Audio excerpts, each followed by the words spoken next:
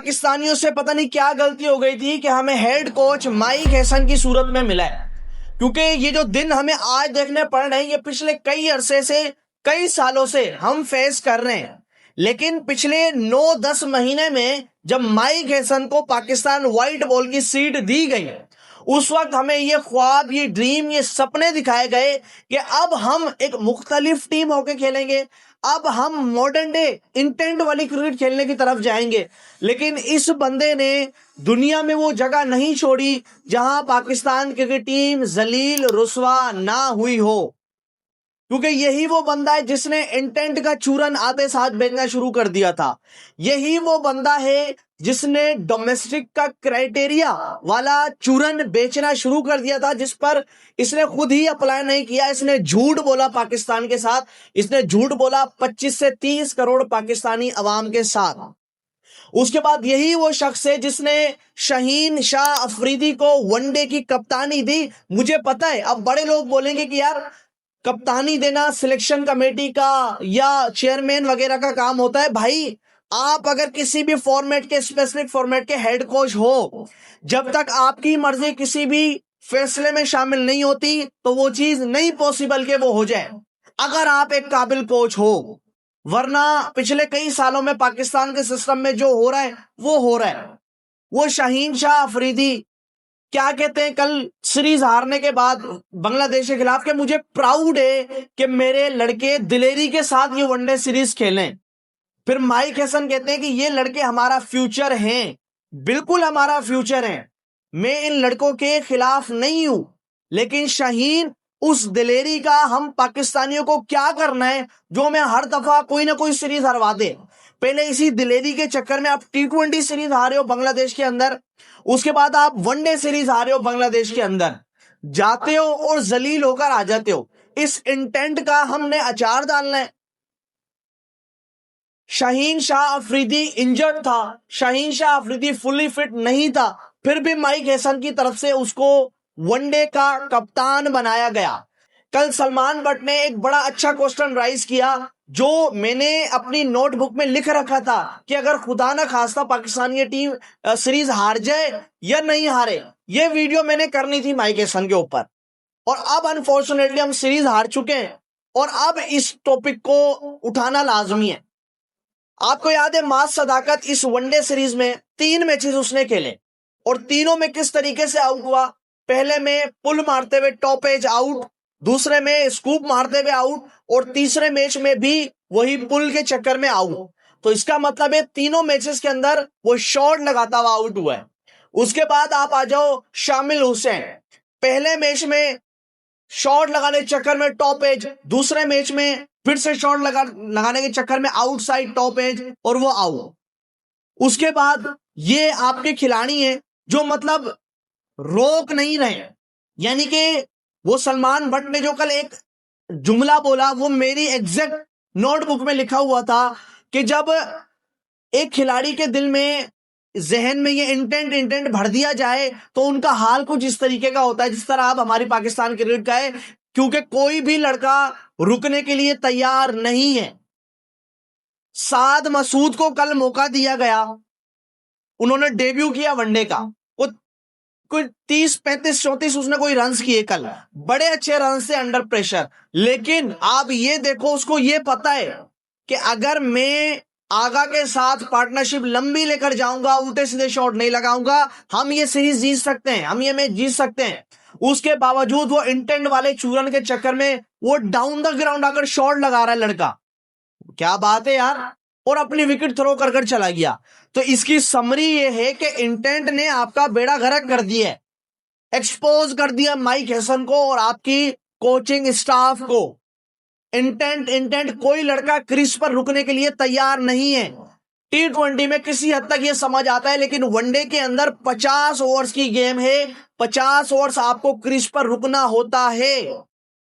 साद मसूद के ऊपर मुझे हैरत हो रही है कि पता भी है कि यार विकेट्स नहीं है, इसके बावजूद विकेट थ्रो कर चला गया। मैं उसको क्रिटिसाइज नहीं कर रहा हूं कि वो रुका क्यों नहीं, वो ऐसा क्यों नहीं। भाई उसका पहला गेम था, उसने आउट होना था, उसने नहीं रुकना था। लेकिन किस तरीके से आउट हुआ है इस पर मुझे गुस्सा आ रहा है। गुस्सा साद मसूद पर नहीं आ रहा है, इनको चलाने वालों पर आ रहा है। पहली बात तो ये लड़के डिजर्व करते ही नहीं है फिलहाल किसी भी फॉर्मेट में पाकिस्तान के लिए। उसके बाद हम माइक हैसन को तो कह रहे हैं, हमारा सिस्टम इतना घटिया है, इतना सिस्टम घटिया है। अब कभी कभार हम सोचते हैं कि यार, मैं सोच रहा था कि यार मैं माइक हैसन को क्रिटिसाइज करूं या सिस्टम को क्रिटिसाइज करूं, क्योंकि कोई बंदा पढ़ा लिखा है ही नहीं। एक तो वो अब्दुल्ला शफीक की स्टेटमेंट आपने सुनी होगी, जहां पर उसने बोला था कि यार क्या कल तक मैं खड़ा रहूं, चलो वो तो वायरल हो गई, उस पर सबने बात कर ली। एक और बड़ा स्पेसिफिक टॉपिक था, शाहनवाज जहानी ने बॉल की, अब्दुल्ला शफीक ने उसको फ्लिक कर मेरे ख्याल से छक्का लगा दिया डीप लेग साइड पर, mid wicket, I think mid wicket थी। उस पर हमारे कमेंट्री बॉक्स में कमेंटेटर बैठे हुए थे, उन साहब का मुझे नाम नहीं पता, क्योंकि उनको मैंने नाम जानने की कोशिश नहीं की, अब क्या मैं उनको एक्सपोज करूं नाम लेकर, इस वजह से मैंने उनका नाम नहीं लिया। वो बोलते हैं कि दानी को याद दिला दी नानी। यार, आप नेशनल T20 का पूरी दुनिया देख रही है, एटलीस्ट पूरा पाकिस्तान देख रहा है, और आप किस तरीके की वर्डिंग यूज कर रहे हो कमेंट्री बॉक्स में बैठकर। ये है आपके सिस्टम, ये है आपके लोग जो आपने सिस्टम में बिठाए हुए, आपके कमेंटेटर्स। अच्छा, उसके बाद सरफराज अहमद ने कल रिटायरमेंट अनाउंस कर दी पाकिस्तान क्रिकेट टीम की तरफ से। सबसे पहले आपको हैप्पी रिटायरमेंट, आपका एक सक्सेसफुल कैरियर, सक्सेसफुली कहूंगा क्योंकि 11 कंसेक्टिव सीरीज पाकिस्तान को जितवाना, T20 में टॉप पर लेकर जाना, उसके बाद पाकिस्तान को चैंपियंस ट्रॉफी जितवाना, तो ये एक सक्सेसफुल कैरियर है as a captain, as a player से ज्यादा as a captain Sarfaraz Ahmed का। तो सरफराज अहमद, सबसे पहले तो आपको रिटायरमेंट बहुत बहुत मुबारक हो। उसके बाद मैं आपसे एक रिक्वेस्ट करना चाहता हूं हाथ जोड़कर, कि आपको पाकिस्तानी अवाम बड़ा चाहती है, स्पेशली पाकिस्तानी अवाम को छोड़ो, मैं तो बड़ा चाहता हूं आपको। आप मेरे पाकिस्तान की हिस्ट्री में अगर कोई दो सबसे तगड़े कप्तान थे, एक वो द ग्रेट इमरान खान थे और दूसरे सरफराज अहमद थे, जो एक बड़े दिलेर कप्तान थे, मतलब जो माइंड से गेम खेला करते थे, ठीक है, जो मेरे फेवरेट है, जो मैं अपनी आपको ओपिनियन बता रहा हूं। लेकिन मेरी आपसे रिक्वेस्ट ये है कि आपने अब सीट ले ली है सिलेक्शन कमेटी की, अब आपने फैसला करना है ईमानदारी वाला।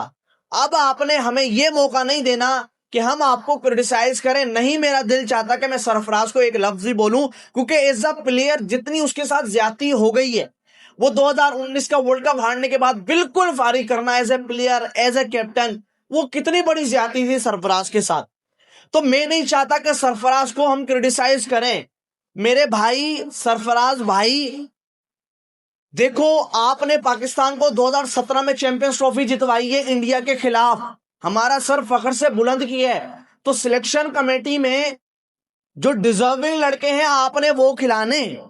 अगर आपके मतलब के लड़के नहीं हैं, ज्यादती हो रही है, आपने सीट छोड़ देनी है, क्योंकि अगर मसले आएंगे क्रिटिसिज्म आपके ऊपर भी होगा। क्योंकि पिछले साल जो हसीबुल्लाह खान कोयटा ग्लैडिएटर की तरफ से खेला था, आप उनके मेंटोर थे, उसने मेरे ख्याल से कोई एक आधा मैच खेला था उस सीजन के अंदर, जबकि आपको यह पता है कि हसीबुल्लाह कितना टैलेंटेड खिलाड़ी है, फिर भी उसने सिर्फ एक मैच खेला है। तो ज्यादती हसीबुल्लाह के साथ वहां पर भी हुई थी जब आप कोयटा के मेंटोर थे। तो मेरे भाई, अगर आप देख रहे हो कि यार किसी खिलाड़ी के साथ ज्यादती हो रही है या कुछ मसले हो रहे हैं, तो आप फौरन से हेड कोचिंग से रिजाइन कर देना, लेकिन इस पाकिस्तानी कौम को धोखा मत देना। तो ये माइक हैसन, इसने हमें वो दिन दिखा दिए जो हमने देखने को नहीं मिले थे। शाहीन वनडे का कप्तान बना दिया गया और आप देख रहे हो क्या हाल हो रहा है हमारा। उसके बाद सरफराज अहमद से जो मैंने रिक्वेस्ट करनी थी वो मैंने कर ली है। बाकी इन सारी चीजों के ऊपर आपका क्या ओपिनियन है, मुझे कमेंट्स में अपनी राय का इज़हार लाजमी से कीजिएगा। ये वीडियो बनाना मैंने बड़ी जरूरी समझी, क्योंकि इनको एक्सपोज करना बनता है।